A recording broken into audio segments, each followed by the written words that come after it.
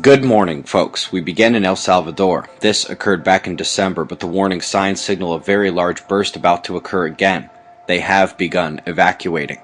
Top read is about a thick, dark cluster of matter. NASA and Caltech explain that the darkest shadow caster we know of will soon become bright baby stars. Some more notes and reminders about the meteor shower that begins before sunrise on Saturday. It may be a dud. Could be an average meteor shower, or we could enter a significant dust stream and the shower could be epic. That goes for the moon as well. Southern hemisphere won't see many meteors, but they may catch some hitting the moon. California wildfires creeping closer and closer to San Onofre. Not an optimal situation. Let's hope that ends.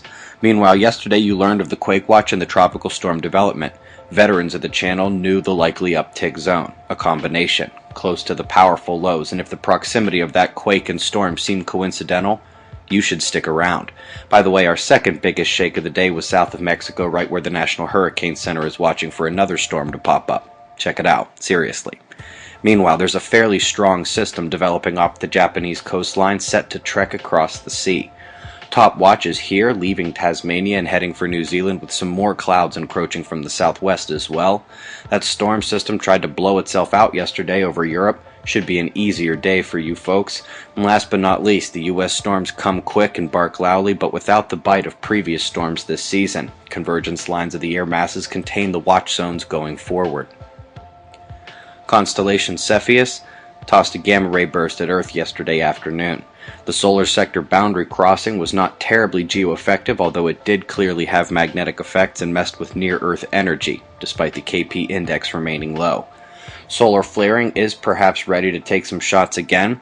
The spots are sparse, but we are seeing strong inter-region dependency as chain reaction surface events are showing up again, this time after the initial flare destabilized filaments closer to the incoming limb.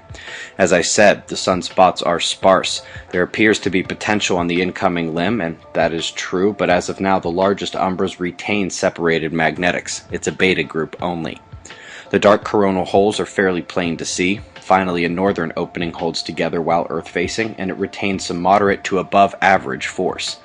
Last but not least, folks, how about this? May 18th, I shared what the website members have known all year about the solar polar field data. May 19th, the data was removed. On May 20th, I promised to share the data with you if it was not put back, and on the 21st, I did just that. Over 1,000 people have seen this already, and now that Stanford has put the data back, we'll call for aid in rechecking the data to make sure nothing was changed. All takers welcome. And now, brand new additions to the current conditions and shots of our star to close. Eyes open. No fear at 6:30 a.m. Eastern Time, and that's the news. Be safe, everyone.